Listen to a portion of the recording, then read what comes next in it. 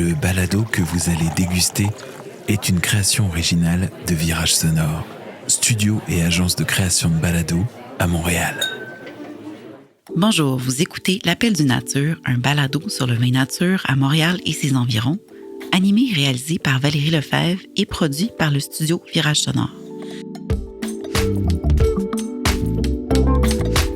L'épisode que vous allez écouter fait partie de la première saison, enregistrée en 2019-2020 pour choc.ca.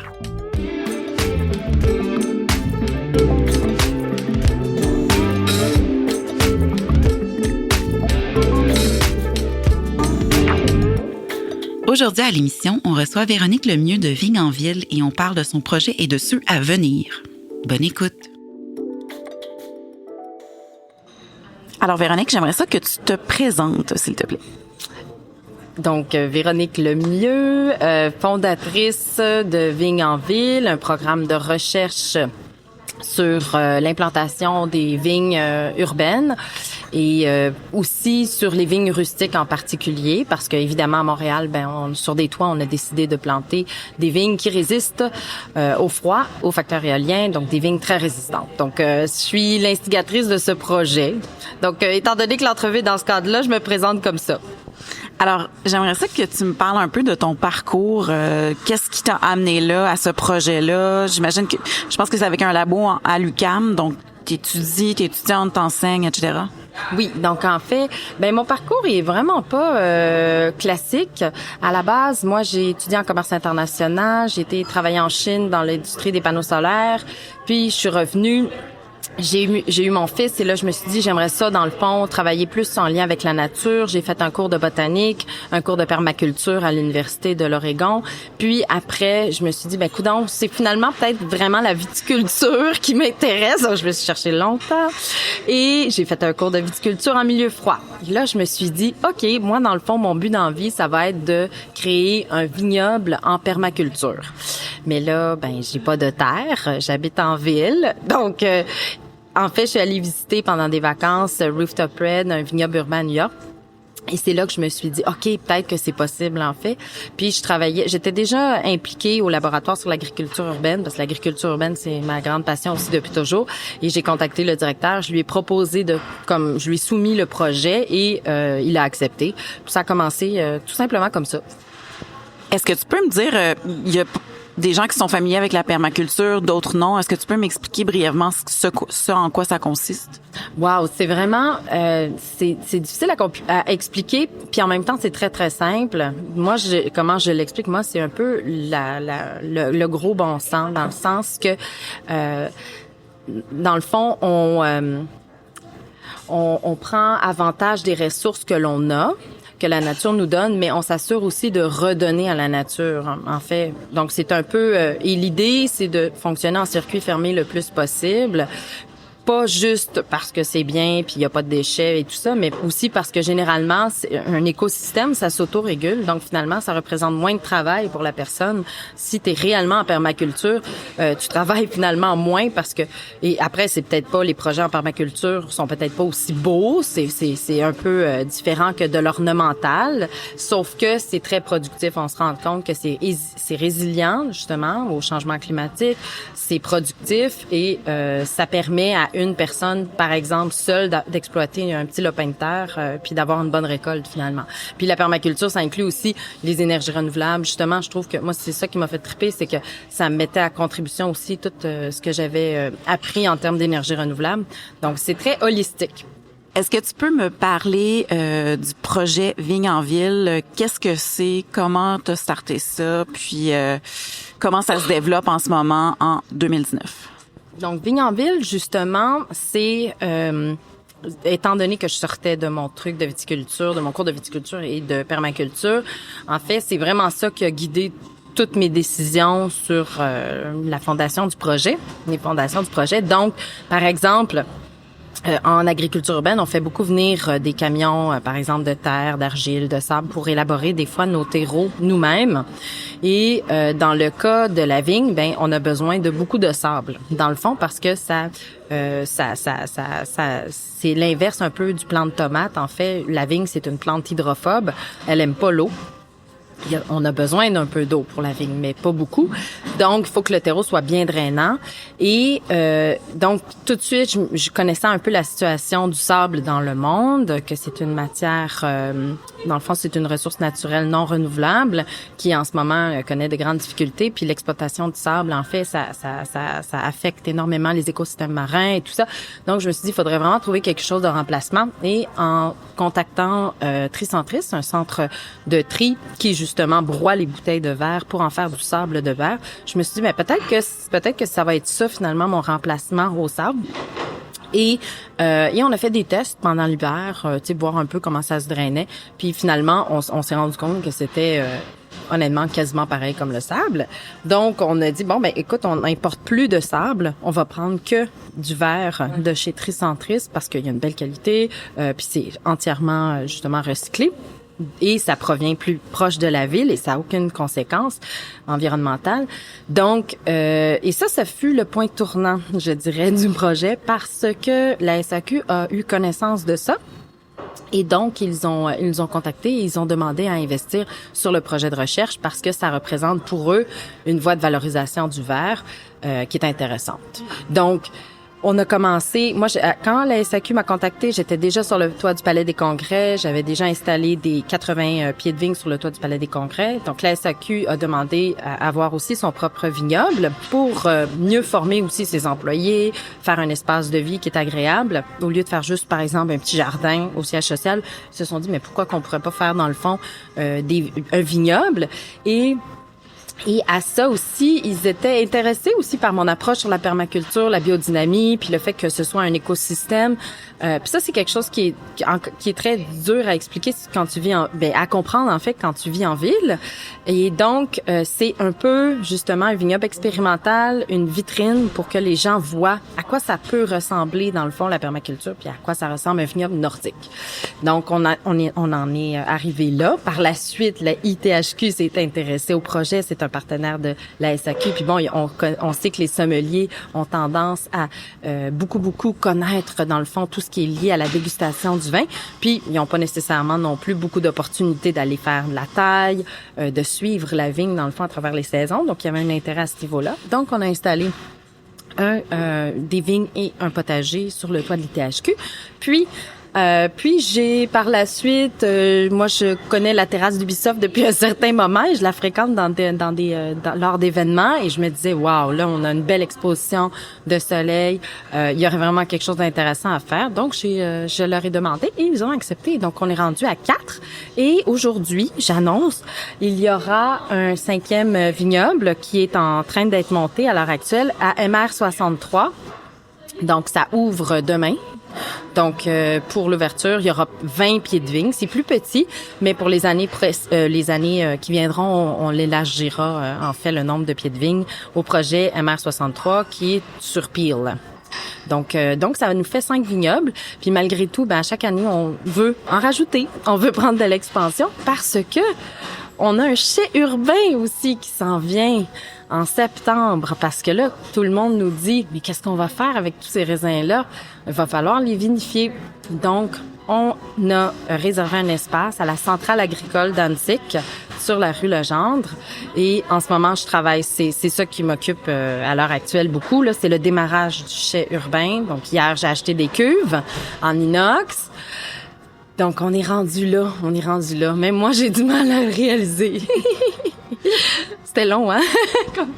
Mais c'est parfait. Moi, c'est super excitant. J'ai tu mon excitation, mais je pense que tu l'as vu dans mon visage. C'est génial. Est-ce que ça va être le premier chai urbain à Montréal?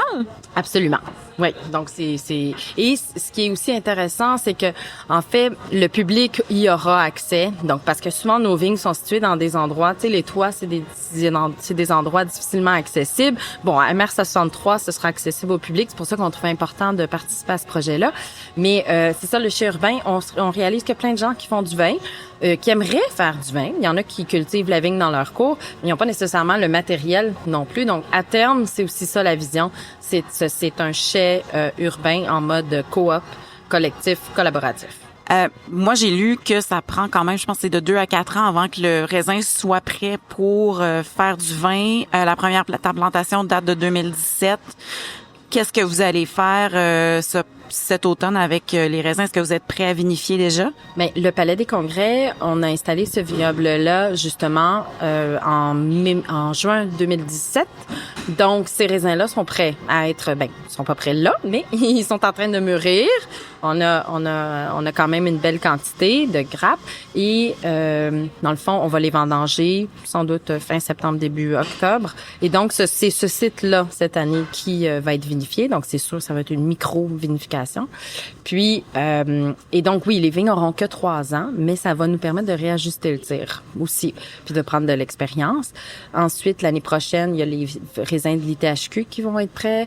Donc, et en 2021, ben là, les vignes de la SAQ auront 4 ans. Donc, c'est la cuvée centenaire pour les 100 ans de la SAQ. En fait, ça tombe comme ça, mais ça quand même...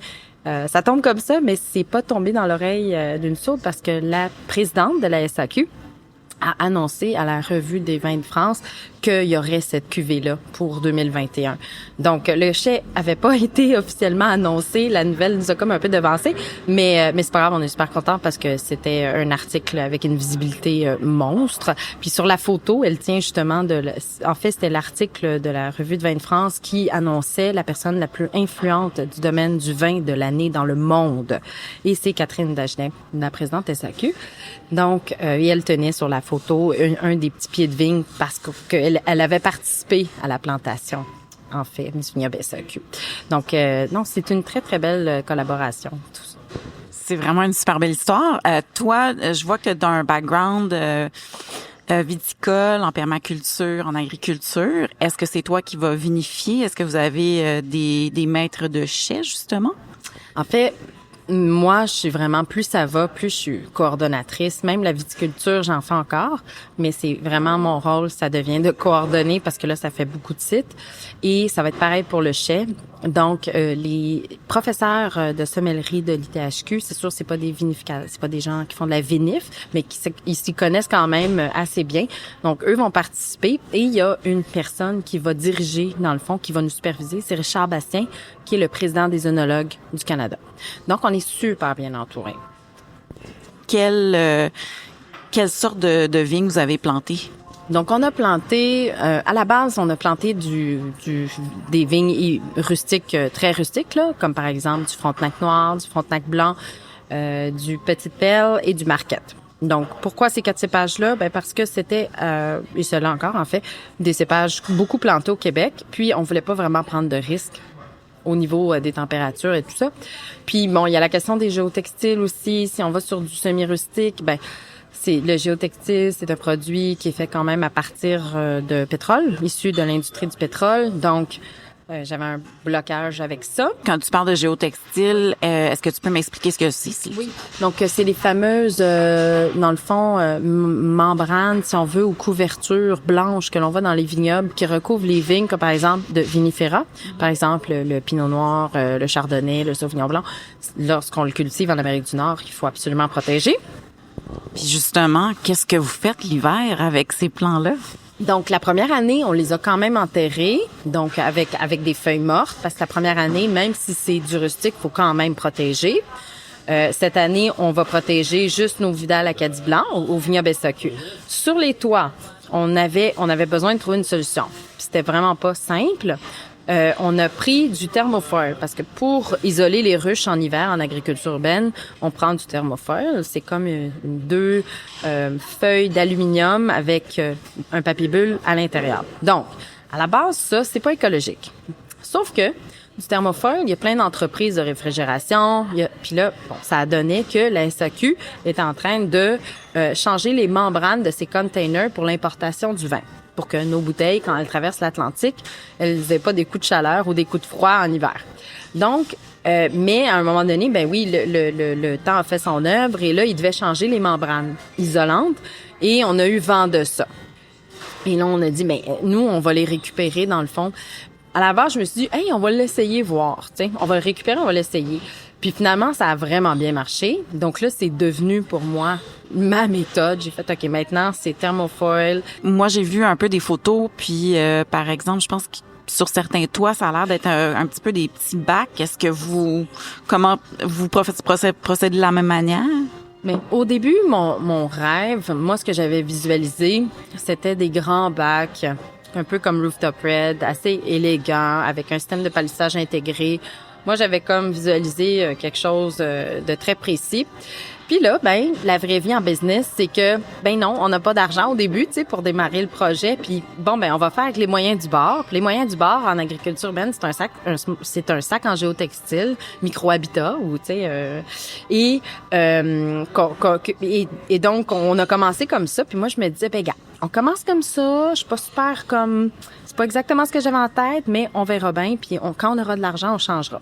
Finalement, même quand la SAQ est rentrée, on s'est rendu compte, les gars de Rooftop Red m'ont contacté puis on dit, hey, on aimerait ça finalement essayer ton système parce qu'on se rend compte que le système racinaire dans nos pots, c'est peut-être pas l'idéal finalement. Ça va bien leur affaire, mais ils se rendent compte que l'aération est pas fantastique. Puis le système racinaire, il peut pas toffer ad vitam aeternam pogné dans ce contenant-là. Et finalement, le Smart Pot pour des vivaces est extrêmement intéressant parce que le contact, les racines, dès qu'elles prennent contact avec le bord du pot, si on veut, il y a un effet de cautérisation avec l'oxygène, avec l'air, qui fait que il y a un système racinaire très, très, très en santé qui se cicatrise naturellement. Donc, puis ça fait un root ball qu'on appelle très en santé. Donc, je pourrais sortir la vigne après 2 ans. Le système racinaire serait beau, compact, en parfaite santé. Donc finalement, même quand on a reçu les fonds pour peut-être s'acheter autre chose, on a décidé que c'était ça qu'on gardait parce que finalement, on avait des vignes en santé, puis que quand il y a des pluies diluviennes, ben ça s'évacue naturellement. Donc il suffit d'arriver à une bonne recette de terreau pour juste assez de rétention d'humidité, mais pas trop. Puis avec le Smart Pot, finalement, c'est l'environnement idéal. J'ai vu, je te suis sur Facebook, j'ai vu que tu étais en voyage en Europe, justement. J'ai vu que tu as aussi fait une petite escapade en Suède, je pense Danemark, Norvège. Alors, qu'est-ce qui se passe avec le vin en Europe du Nord? Ben, en fait, ce qui se passe, c'est que au début, les Français, ils riaient, tu sais. Ils disaient, mais là, c'est comme une joke, c'est anecdotique, cette histoire-là, là, de faire du vin dans le Nord. Et puis, finalement, il faut se rendre compte que, par exemple, la région que j'ai visitée en Suède, le sud de la Suède, Malmö, c'est devenu une région qui produit du vin de très bonne qualité. Il y avait justement un article dans Le Monde à ce sujet-là parce que c'est les changements climatiques en fait, c'est que en France ça devient dans beaucoup de régions beaucoup trop chaud pour cultiver du vin. Dans ces régions-là, il y a un climat plus stable finalement, puis les vignes aiment la stabilité quand même, ils ont besoin d'une période de dormance mais tu sais il y a pas d'extrême, de froid extrême ni de chaleur extrême et finalement il y a quand même un savoir-faire comme ici qui est en train de se développer, des pionniers, des gens très curieux qui disent écoute, nous on part de rien, on n'a pas de culture viticole à la base donc on se permet un peu tout. Puis c'est dans des moments comme ça, je trouve qu'il y a beaucoup d'innovation puis d'approches différentes et finalement le vignoble que j'ai visité, Clacsham, c'est le vignoble numéro 1 là, des pays scandinaves et les produits que j'ai goûtés étaient extraordinaires là. Et c'est des vignes hybrides. Donc côté qualitatif, c'est très très très intéressant ce qui ressort de ça.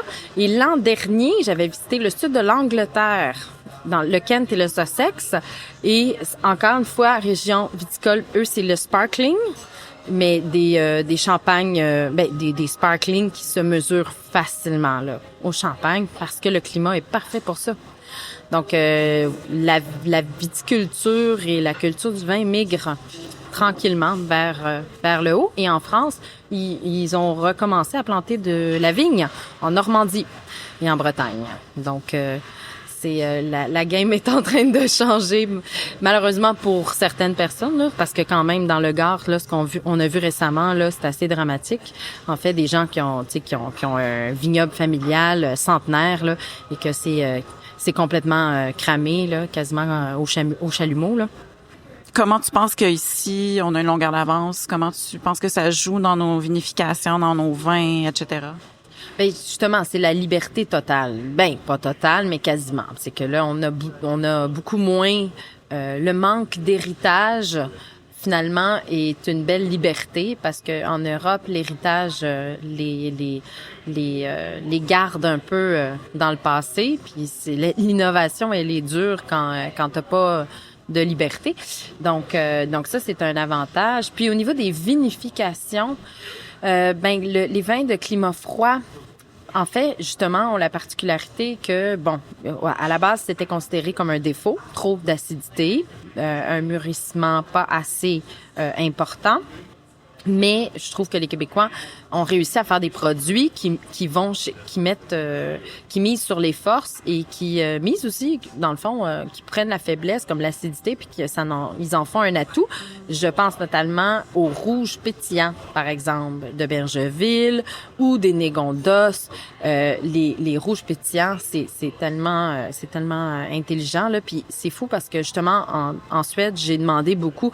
Est-ce que vous aussi, tu sais, ça vous a traversé l'esprit de faire des rouges pétillants? Puis ça c'est vraiment, je pense, particulier au Québec. Il y a pas tant de rouges pétillants à part en Italie là. Tu sais, c'est un peu de là que ça vient là. Mais donc ça c'était très intéressant. Donc ça fait des produits uniques. Puis t'as parlé, en fait, t'as mentionné souvent semi-rustique, rustique. Est-ce que je me trompe ou c'est un peu l'équivalent de hybride, semi-hybride ou est-ce que tu peux m'expliciter un petit peu ce que tu veux dire là-dedans? Oui. Donc souvent, en fait, le rustique, à la base, la rusticité, c'est la résistance au climat et aux maladies. Donc, les rustiques, c'est justement ceux qu'on a plantés, Marquette, Frontenac, Petite Perle. C'est ils vont aller jusqu'à moins 35 là par exemple. Donc et c'est des mélanges de Riparia, de Lambrusca, c'est des mélanges en fait, c'est pas du vinifera en fait. Ensuite, les semi-rustiques qui eux ont du vinifera dans leur génétique. Et dans le fond, ça reste des hybrides, des croisements. Donc, ils ont une résistance généralement qui va jusqu'à moins 25. Puis, le vinifera, si par exemple Pinot Noir, Chardonnay, il résiste à genre moins 15. Ouais, je pense que c'est à peu près l'indice de rusticité, ce sera autour de moins 10, moins 15. Combien de bouteilles vous pensez produire l'année prochaine? En fait, c'est cette année, vous commencez combien de bouteilles? Donc, généralement, un calcul très conservateur pour des vignes hybrides serait de une bouteille par pied de vigne. Si c'était en pleine terre, on pourrait avoir des estimations plus précises, mais vu que ça n'a jamais été fait, c'est un petit peu dur à évaluer. Donc, sachant ça, là, on a 80 pieds de vigne au Palais des Congrès. On vise environ 80 bouteilles pour cette année. Ouais. Puis, est-ce que vous projetez les distribuer via la SAC? Non, en fait, ça c'est important de le mentionner. Ce ne sont pas des bouteilles destinées à la vente, parce que c'est un projet de recherche. Donc, la loi dit que c'est uniquement les gens impliqués dans le projet de recherche qui pourront les boire. Après, on a quand même bon espoir que en 2021 ou plus tard, que l'on puisse en fait devenir peut-être un microproducteur. Un vin que tu as bu récemment qui t'a fait un flash? Donc, c'est clair que justement, vous pourrez pas aller l'acheter à la SAQ, mais justement, le vin, la cuvée RAN, R-A-N, je sais pas qu'est-ce que ça veut dire finalement en suédois, de Klagshamn, le fameux vignoble fort en Suède. Ça, c'était à base de Solaris. C'était super. Ça m'a marqué. Ça a fait, c'est à ça que je pense en ce moment. Peut-être parce que je suis un peu obsédée parce que je peux pas l'acheter. Mais l'expérience, quand je l'ai goûté, était extraordinaire. Donc, ouais. Est-ce que tu as eu des rencontres marquantes, en fait, dans ta carrière qui font que tu es rendu là? Je pense que la rencontre marquante, en toute sincérité, c'est quand même quand j'ai présenté le projet à Éric Duchemin, le directeur du laboratoire sur l'agriculture urbaine. Là, clairement, quand il m'a annoncé que finalement le projet était accepté, que le Palais des Congrès réservait un espace de son toit. Donc ça, vraiment, oui, ça a tout changé. Si le directeur du laboratoire m'avait dit non, garde, ça m'intéresse pas, ça aurait... Non, c'est vraiment ça la rencontre marquante dans mon cas. Oui. Et puis finalement, Je me demandais où est-ce qu'on va pouvoir, parce que où est-ce qu'on va pouvoir aller voir Vigne en Ville? Est-ce que les informations, site web, comment est-ce qu'on peut en savoir plus sur le projet? Donc, pour le moment, c'est un projet qui est incubé par le laboratoire sur l'agriculture urbaine. Donc, si vous googlez laboratoire sur l'agriculture urbaine, il y a un volet recherche. Donc, toute la plateforme Vigne en Ville, elle est sur ce site-là à l'heure actuelle. Il y a aussi, dans la section responsabilité sociétale de la SAQ, il y a justement une page sur Vigne en Ville qui explique bien le projet avec des liens sur le projet de recherche. Donc, c'est surtout ça. Sinon, il y a la page Facebook Vigne en Ville et le compte Instagram que j'essaye de dynamiser. Je suis moins Instagram que Facebook, mais bon, je travaille là-dessus. Ben, je te remercie beaucoup. Je te souhaite une excellente fin de journée. Ben, merci à toi. Merci beaucoup. Bye. Vous venez d'écouter L'Appel du Nature, un balado sur le vin nature à Montréal et ses environs, animé et réalisé par Valérie Lefebvre et produit par le studio Virage Sonore. Si vous voulez rien manquer des prochains épisodes, je vous invite à vous abonner au balado sur votre plateforme d'écoute préférée ainsi qu'à la page Instagram.